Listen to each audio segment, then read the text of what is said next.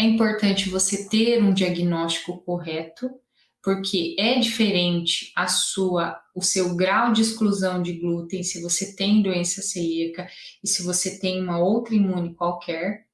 Os cuidados que você deve ter com uma contaminação cruzada, com cosméticos, enfim, ele é totalmente diferente se você tem uma doença celíaca.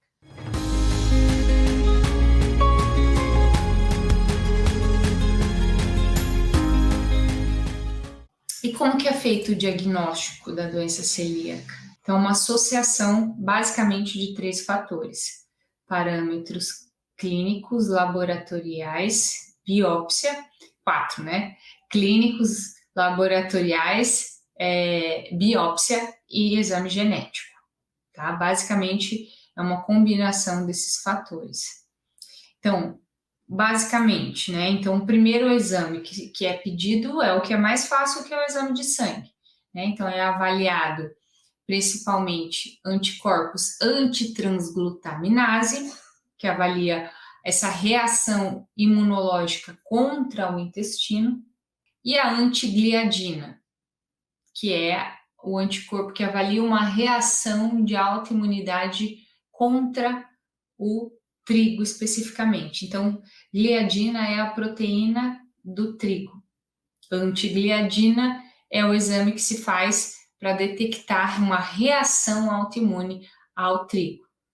E aí a antitransglutaminase é uma reação de autoimunidade contra o intestino. Mas não quer dizer que uma pessoa com doença celíaca tenha que ter esses 2 anticorpos positivados. E nem que o fato de ter esses anticorpos positivados fazem com que a pessoa tenha um diagnóstico de doença celíaca, tá? Então, são parâmetros combinados. O segundo é a própria biópsia de intestino. Então, é feita uma endoscopia, né? Essa endoscopia vai um pouco mais para frente atravessa um pouco o estômago e chega até o intestino delgado, que é o intestino fino, e aí o endoscopista, né, o médico especialista ali, vai avaliar características morfológicas, características de imagem que são característicos de quem tem uma doença celíaca. E aí o terceiro é associação com exame genético.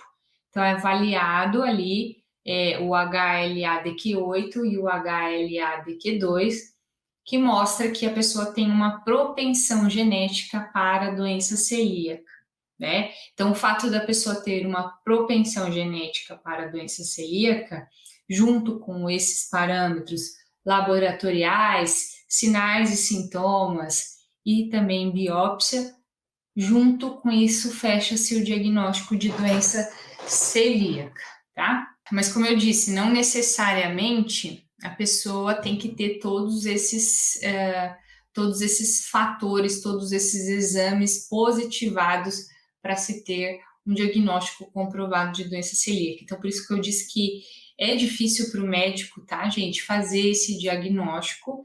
Não é um diagnóstico simples de ser feito. E também, né, muitos médicos acabam não investigando isso da forma que deveria ser investigado também, tá?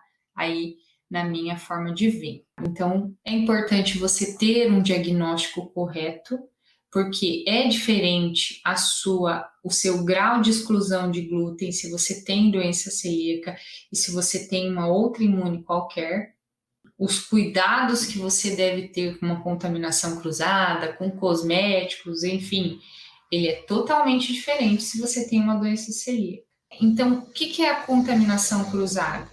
É aquele cuidado de você vai comprar um produto industrializado, você olhar se ele contém traços de glúten, se ele contém contaminação cruzada, ou seja, se ele não contém glúten originalmente, mas ele pode ter sofrido contaminação cruzada, ou seja, ele pode ter usado o mesmo maquinário, os mesmos utensílios que uma farinha de trigo centeio ou cevada foi usado. Isso, para quem tem doença celíaca, não pode acontecer. Então, precisa cuidar também com utensílios dentro da casa, ou seja, se você usa panela, mexedor, forno, assadeira, que foi manipulado coisas que contenham glúten, isso pode ser algo que está te contaminando de forma cruzada e ativando seus anticorpos e causando sintomas para você que tem doença celíaca, tá? Então, esse grau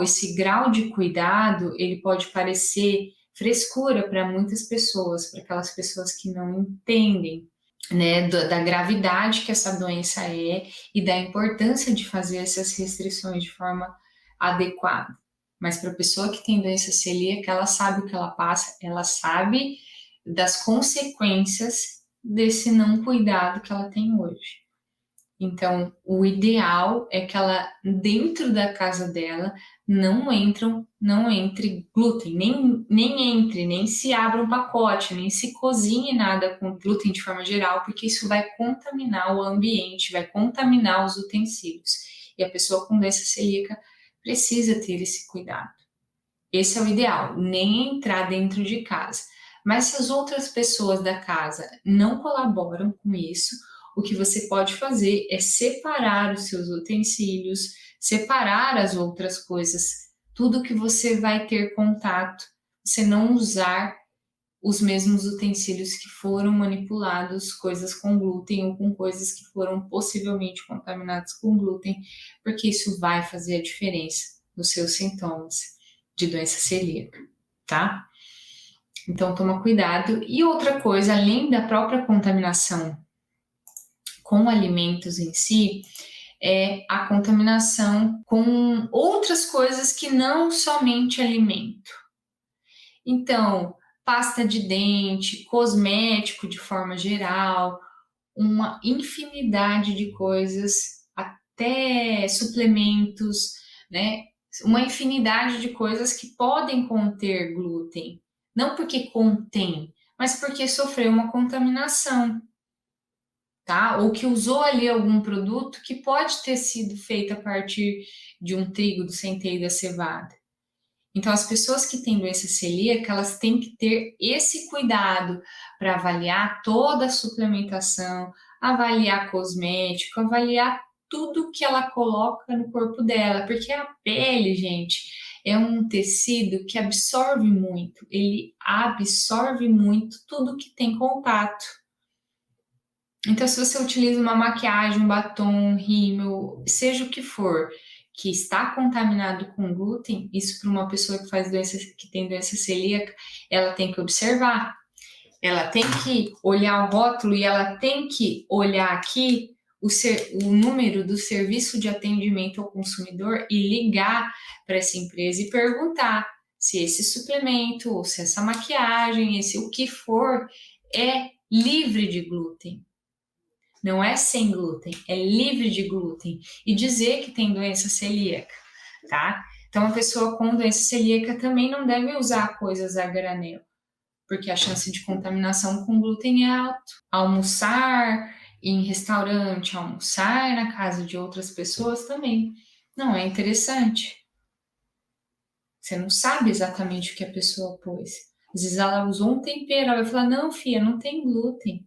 Mas ela não vai ter o mesmo cuidado que você que tem doença celíaca sabe que precisa ter com relação a essa contaminação, tá? Mas lógico, tudo depende do grau de sensibilidade. Tem gente que não pode passar na frente da padaria que tem reação, tem gente que não, né?